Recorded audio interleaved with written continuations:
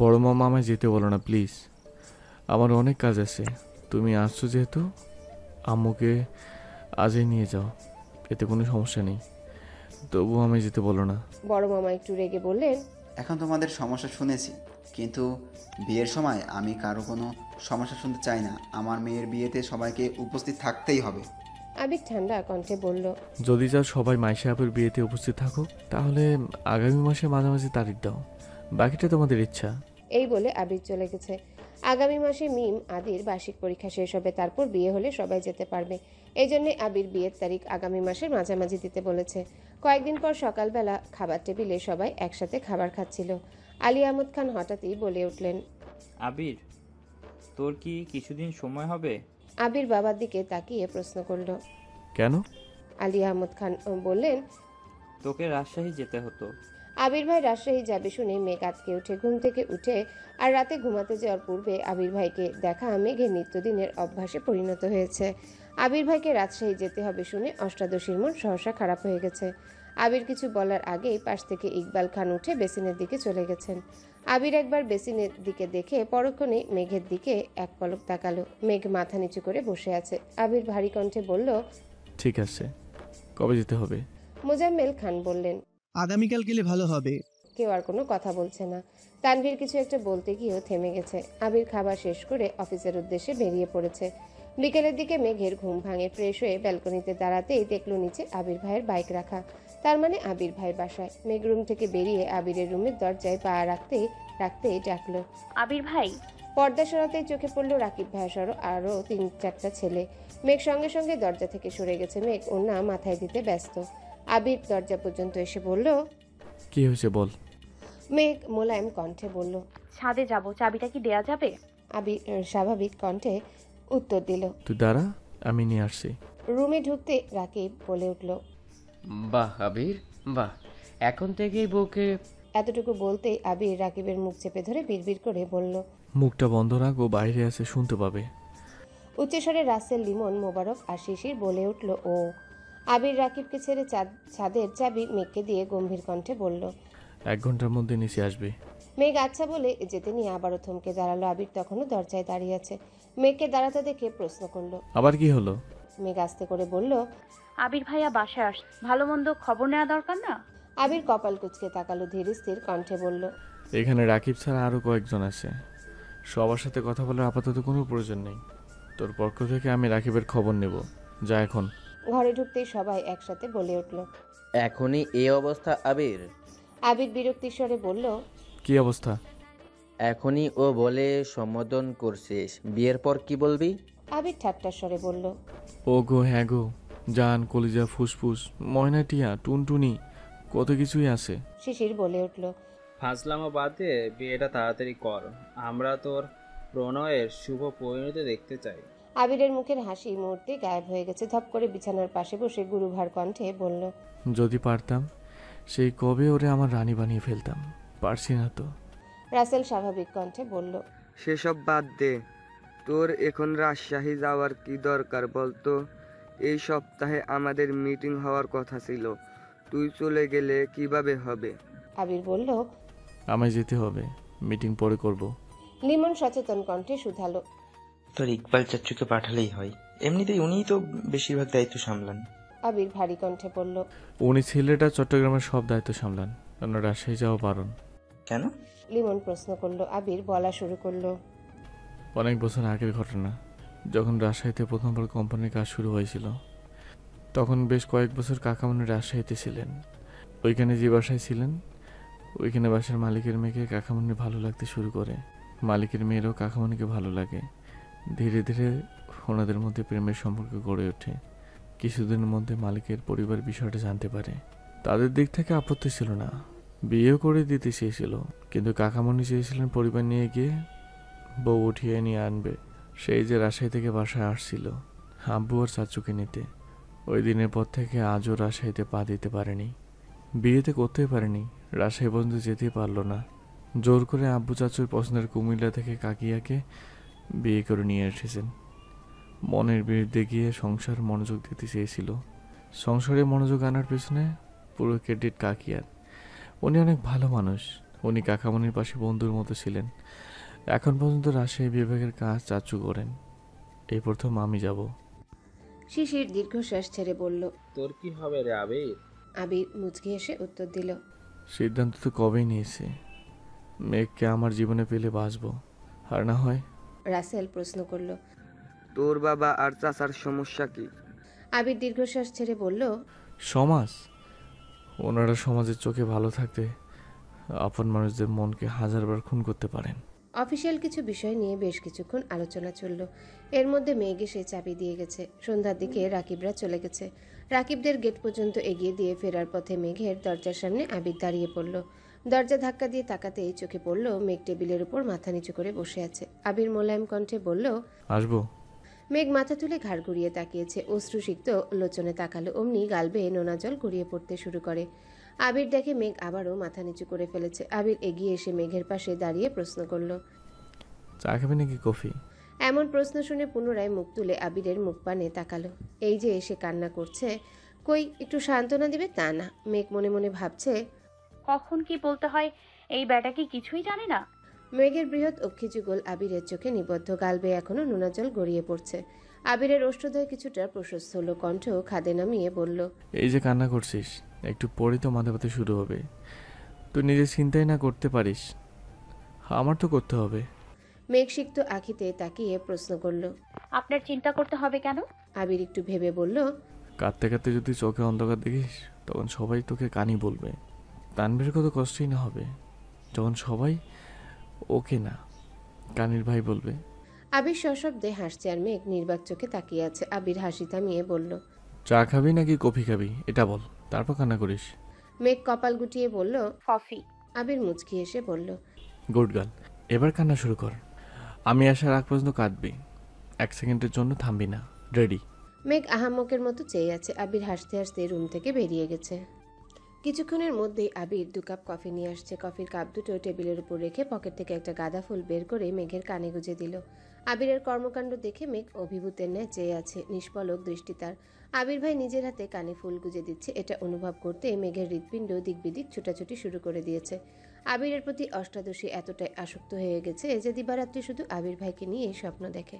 তাই কোনটা বাস্তব আর কোনটা কল্পনা সেটাই মাঝে মাঝে গুলিয়ে ফেলে। আবির মেঘের দিকে তাকিয়ে শান্ত কণ্ঠে বলে, মাশাল্লাহ, আমার ফুল ছেলেটা সার্থক হলো। মেঘ এ জানালার গ্লাসের দিকে তাকিয়ে নিজেকে দেখল। এলোমেলো কালো চুলের মধ্যে হলুদ রঙের ফুলটাকে অসম্ভব সুন্দর লাগছে। পরক্ষণেই নিজের চোখ মুখের দিকে নজর পড়তেই গ্লাস থেকে দৃষ্টি সরিয়ে নিল। কান্নাত্তপে মুখমণ্ডল লাল হয়ে গেছে। নিজের বিষণ্ণ মুখশ্রী দেখতে কারোরই ভালো লাগে না। আবির ঠান্ডা কণ্ঠে বলল, কফিটা খা। আবির কফির কাপ হাতে নিয়ে বিছানার পাশে বসেছে। কফির কাপে 2 চুমুক দিয়ে রাশভারী কণ্ঠে বলে উঠল, নিজেকে এতটা উৎপীড়িত ভাবিস না। মুখ লুকিয়ে কান্না তারাই করে যাদের নিজের প্রতি কোনো আস্থা নেই। মেঘের নিস্তব্ধতা দেখে আবির দীর্ঘশ্বাস ছেড়ে পুনরায় বলল, তুই যতই কাঁদবি, মানুষ তোকে আরো বেশি কাঁদাতে চাইবে। কিছু মানুষের কাজই হলো অন্যের দুর্বল জায়গায় আঘাত করা। ভার্সিটিতে পড়িস, নতুন বন্ধু হচ্ছে, আর যাই করিস কখনো নিজের দুর্বলতা কারো কাছে প্রকাশ করবি না। মেঘ মনোযোগ দিয়ে কফি খাচ্ছে আর আবিরের কথা শুনছে। আবির ভাইয়ের প্রতি অষ্টাদশী নিষিদ্ধ প্রেমানুভূতি এতটাই প্রখর হতে শুরু করেছে যা প্রকাশ করতেও সাহস পাচ্ছে না। প্রকাশ না করেও থাকতে পারছে না। যতবারই ভাবে আবির ভাইকে নিজের মনের কথা বলবে, ততবারই ফুপ্পির কথা মনে পড়ে যায়। ফুপ্পির কথা মনে হলে শুধু কান্না পায়। আবির ভাই রাজশাহী চলে যাবে শুনে এমনিতেই মন খারাপ ছিল। তার মধ্যে সন্ধ্যাবেলা জান্নাত আপু কল দিয়েছে। জান্নাত আপুর ফোন দিয়ে ফুপ্পির সাথে কথা বলেছে। ফুপ্পির কান্না শুনে মেঘও কান্না শুরু করে দিয়েছে। বারবার শুধু মনে হয় এই বাড়ির মানুষগুলো এত নিষ্ঠুর কেন? আব্বু বড় আব্বু কিভাবে পারছেন বোনকে রেখে এতগুলো বছর কাটাতে? ওনাদের কলিজা কি একটা বারের জন্য কেঁপে ওঠে না? তানভীর ভাইয়া তো মেঘের সাথে এত বছর যাবৎ এমনটাই করে আসছেন। যদি জানতে পারে মেঘ আবিরকে ভালোবাসে, তাহলে আব্বু বড় আব্বুর মতো 2 ভাই নিশ্চিত এমন আচরণই করবে। এসব ভেবেই মেঘ কাঁদছিল। মেঘ আস্তে করে বলে, জান্নাত আপু কল দিয়েছিল। আবির ঠান্ডা কণ্ঠে জবাব দিল, আমি জানি ফুপুর সঙ্গে তোর কথা হয়েছে, এটাও জানি। মেঘ শীতল কণ্ঠে শুধালো, ফুপি কি আমাদের বাসায় আসবেন না? ফুপির জন্য আমার খুব কষ্ট হচ্ছে। কথাটা বলে মেঘ আবারও কান্না শুরু করে দিয়েছে। আবির অত্যন্ত ধীর কণ্ঠে বলল, তুই এই 1 মাসে এত অধৈর্য হয়ে যাচ্ছিস, অথচ ফুপি 28টা বছর যাবৎ এই কষ্ট সহ্য করে বেশি আছেন। ফুপি কিছু বললে তুই সঙ্গে সঙ্গে কান্না শুরু করছিস, তখন তো ফুপি আরও বেশি ভেঙে পড়বেন। নিজেকে আগে শক্ত কর। ফুপির সাথে খুব শীঘ্রই সম্পর্ক ঠিক করার চেষ্টা করব। একটু থেমে আবারও বলল, ফুপির সাথে কথা বললে একটু সাবধানে বলিস, বাড়ির কেউ যেন কোনোভাবে কিছু জানতে না পারে। মেঘ শীতল কণ্ঠে জবাব দিল। আচ্ছা। আবির আরও কিছুটা সময় নিয়ে মেঘকে বোঝানোর চেষ্টা করলো, তারপর নিজের রুমে চলে আসতে। আবির নিজের রুমে ব্যাগ গুছাচ্ছিল, হঠাৎ তানভীর দরজা থেকে ডাকলো। ভাইয়া আসবো? আয়। তানভীর কয়েক কদম এগিয়ে বিছানার পাশে দাঁড়ালো। আবির শার্ট ভাঁজ করতে করতে প্রশ্ন করলো, কিছু বলবি? হ্যাঁ বল। বনুরা ইদানিং মিনহাজ আর তামিম নামের দুটো ছেলের সঙ্গে কথা বলে। ওরা একই ডিপার্টমেন্টে পড়ে। তুমি কি এ বিষয়ে কিছু জানো? আবির ধীর কণ্ঠে উত্তর দিল, জানি। তাহলে কিছু বলছো না কেন? আবির নিশ্চুপ। তানভীর পুনরায় বলল, আমি ছেলে দুটার খোঁজ নিয়েছি, তুই বললে আমি বনু বা ওই ছেলেগুলোর সঙ্গে কথা বলি। আবির এখনো নিশ্চুপ, সে ব্যাগ গুছানোতে ব্যস্ত। তানভীর আবারও বলল, ভাইয়া আমি কোথাও ওয়ার্নিং দিব? আবির ভারী কণ্ঠে বলল, কোনো প্রয়োজন নেই। কেন? এমনি, যদি পারিস আমি ফেরার আগ পর্যন্ত একটু খেয়াল রাখিস। তা তো রাখবই, কিন্তু তুই যা এখন। তানভীর রুম থেকে বেরিয়ে গেছে, সঙ্গে সঙ্গে রাকিবকে কল দিয়ে সব জানিয়েছে। 10 মিনিটের মধ্যে রাকিব আবিরকে কল দিয়েছে। আবির কল রিসিভ করতেই গভীর কণ্ঠে বলে, তুইও কি ওই বিষয়ে কথা বলার জন্য ফোন করেছিস? রাকিব চিন্তিত কণ্ঠে শুধালো। তোর সমস্যা কি? আবির বিরক্তির স্বরে জানালো, সমস্যা নেই। তুই কি বিষয়টা গুরুত্ব দিচ্ছিস না? ওয়ার্নিং দিলেই ঠিক হয়ে যাবে। তুই শুধু বল ওয়ার্নিং দিব কি না, বিষয়টা আমি বা তানভীরই সামলাতে পারবো। আবির কণ্ঠ দ্বিগুণ ভারী করে বলল, ওয়ার্নিং দেওয়ার হলে আমি প্রথম দিনই দিতাম, এতদিন অপেক্ষা করতাম না। কিছু বলছিস না কেন? তুই কি মেঘের প্রতি? রাকিবের কথা শেষ করার আগেই আবির রাগান্বিত কণ্ঠে চিৎকার দিয়ে উঠল, থাম। মেঘকে ছাড়া আমি আমার অস্তিত্ব কল্পনা করতে পারবো না। ওকে নিয়ে কোনো প্রকার নেগেটিভ কথা শুনতে চাই না। তাহলে বিষয়টাকে গুরুত্ব কেন দিচ্ছিস না? আমি মেঘকেই চাই। আমির তো আমি ওকেই চাইব। মেঘ ব্যতীত এই আবিরের হৃদয় স্পর্শ করে সাধ্য পৃথিবীর কারোই নেই। কিন্তু আমি চাইলে তো হবে না, মেঘকেও তা বুঝতে হবে। ওর মনে আমার জন্য সমপরিমাণ ভালোবাসা আছে কিনা, এই আবির কি মাহাদিবা খান মেঘের হৃদয় তোলপাড় চালাতে সক্ষম কিনা, এটা তাকেই বুঝতে হবে। একটু থেমে দীর্ঘশ্বাস ছেড়ে আবারও বলে উঠল, কতদিন আর সব কিছু থেকে ওকে আটকে রাখবো। এখন ভার্সিটিতে পড়ে, চারপাশে কত চাকচিক্যময় পরিবেশ, সব কিছুর ভিতরে ওর মন যদি আমায় খুঁজে নেয়, তবেই না আমার ভালোবাসা পূর্ণতা পাবে।